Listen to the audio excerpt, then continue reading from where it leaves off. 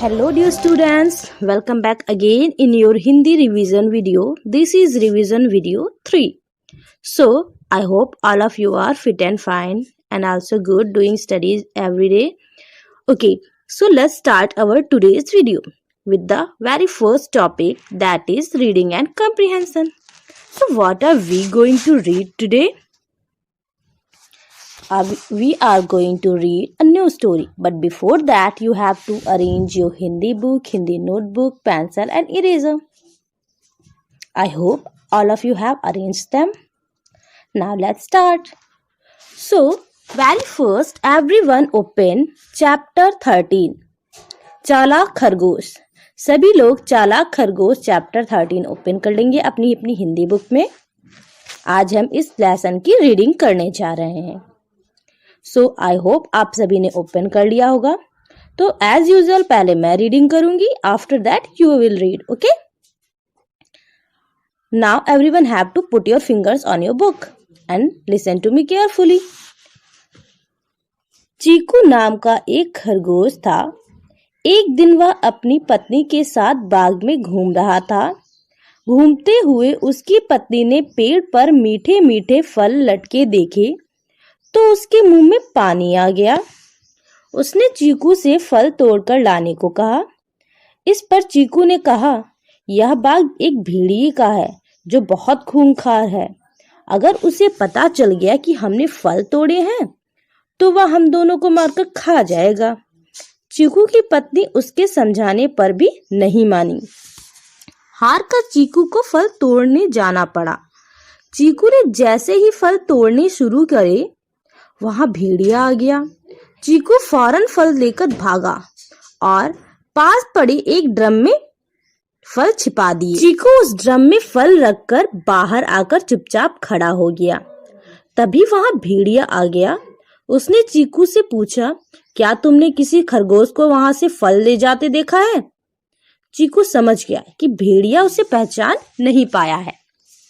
उसने भेड़िए से कहा, अभी अभी मैंने एक खरगोश को इस ड्रम में घुसते देखा है.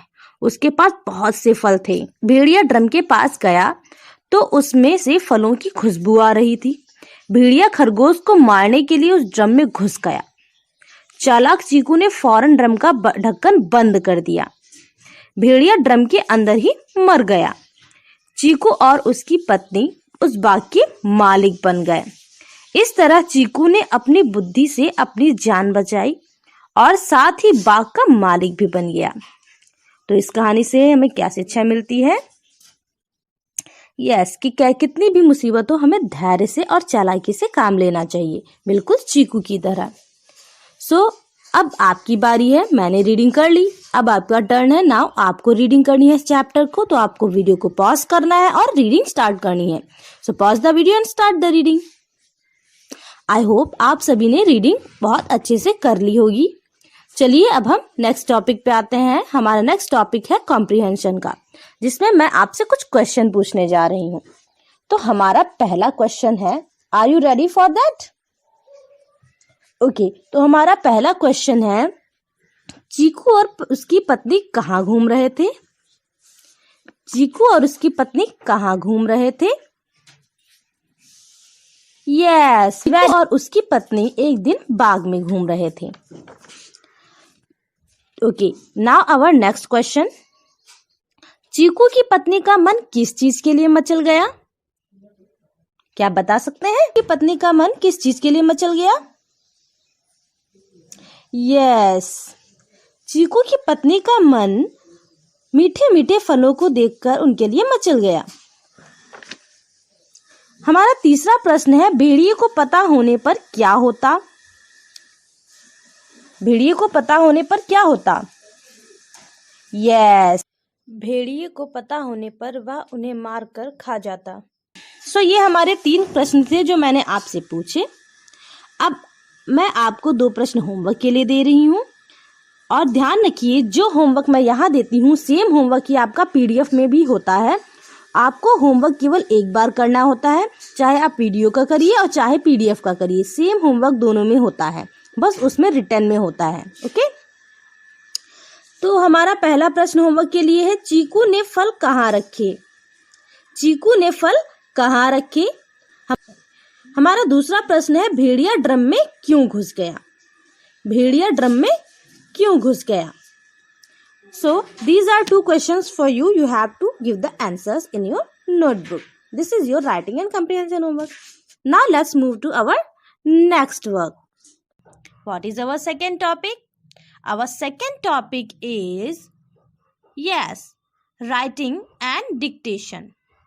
In the handwriting, you have to write on your copy. So first prepare for it. Now everyone open your Hindi notebook and note down date, classwork and writing in very beautiful handwriting. After that, I hope you have noted down them. Now everyone open chapter 13 Chalak Khargosh. Chapter 13 Chalak Khargosh. I hope every one of you have opened this chapter. Now आपको कहाँ से लिखना है? ध्यान से सुनिए. आपको लिखना है चीकू नाम का एक खरगोश था से लेकर के मुंह में पानी आ गया. चीकू नाम का एक खरगोश था से लेकर के मुंह में पानी आ गया तक आपको लिखना है. तो आप यहाँ से यहाँ तक लिखिए वीडियो को पॉज करके, बहुत ही सुंदर हैंडराइटिंग में. आई होप आप सभी ने हैंडराइटिंग कर ली होगी. चलिए अब हम अपने नेक्स्ट टॉपिक पे आते हैं जो कि है डिक्टेशन का. डिक्टेशन में आपको क्या करना है? सबसे पहले न्यू पेज ओपन करेंगे, कॉपी में डेट डालेंगे, क्लास वर्क डालेंगे एंड डिक्टेशन डालेंगे. वीडियो को पॉज करिए और जल्दी से ये सब लिखिए. आई होप आप सभी ने लिख लिया होगा. चलिए अब मैं आपको वर्ड्स बोलने जा रही हूँ. तो हमारा पहला शब्द है खूंखार. खूंखार. आई होप आपने नोट कर लिया होगा. हमारा दूसरा शब्द है पत्नी. पत्नी. हमारा तीसरा शब्द है खरगोश.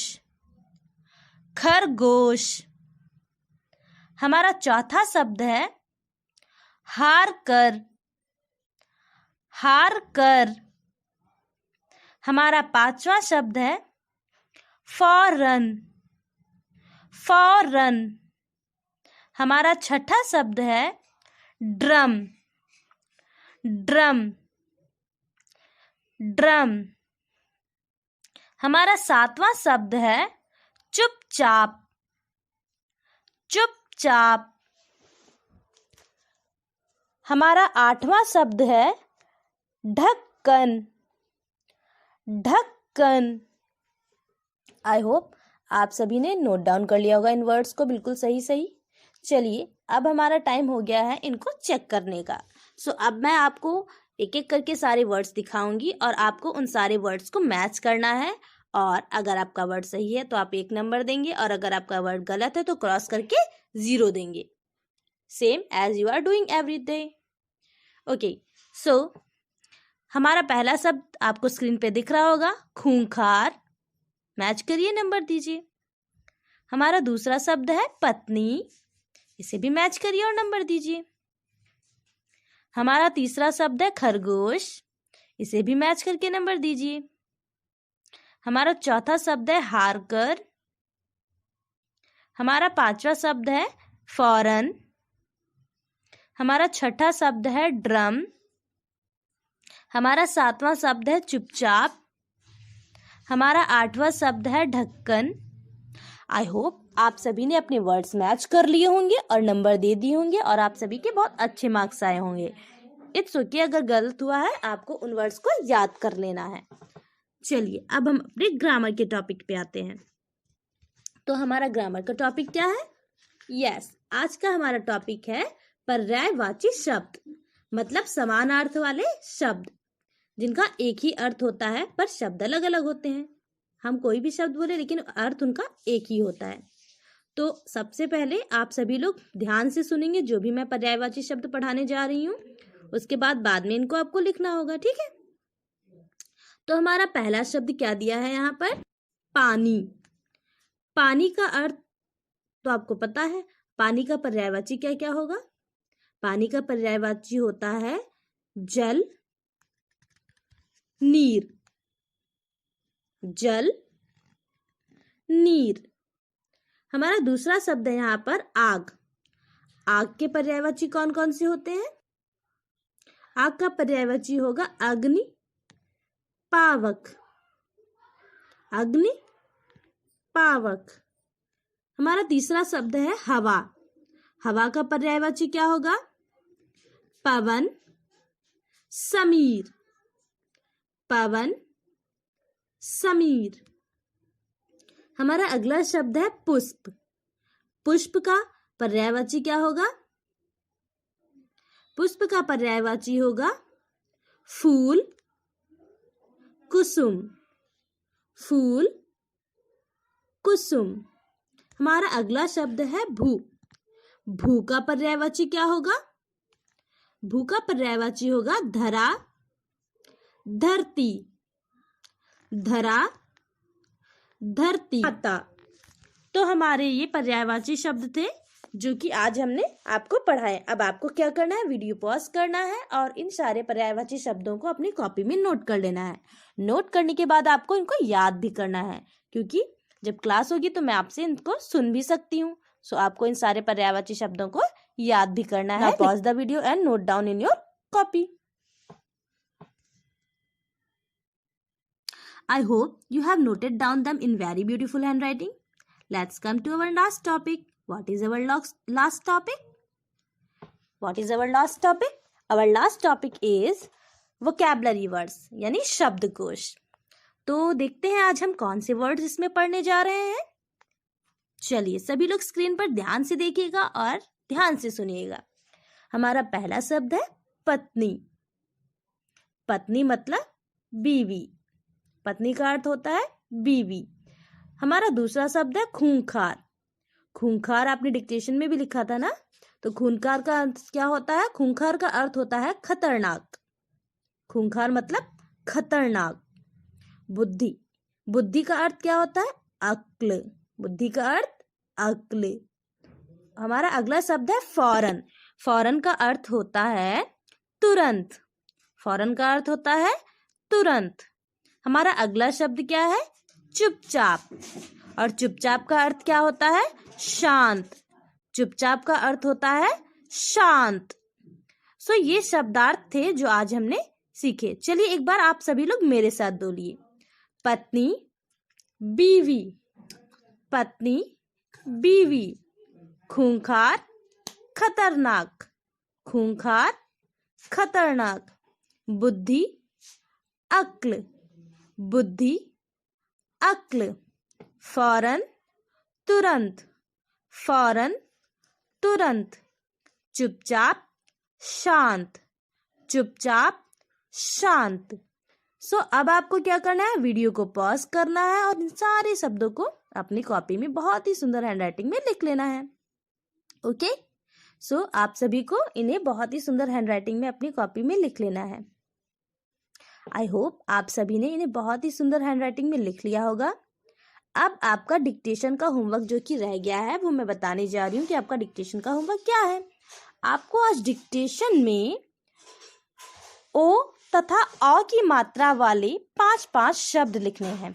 ओ तथा अ की मात्रा वाले 5-5 शब्द लिखने हैं। इन पर्यायवाची शब्द तथा वोकैबुलरी वर्ड्स को आप ऑलरेडी अपनी कॉपी में लिख ही रहे हैं, तो ये आपको दोबारा नहीं लिखना है, लेकिन इन्हें याद करना है। ठीक है? इन्हें याद जरूर करना है। ये आपका इस होमवर्क हो गया ग्रामर और वोकैबुलरी वर्ड्स का। So I hope you will do this homework in very, very beautiful handwriting. So we will meet in our live class. Till then, take care. Goodbye.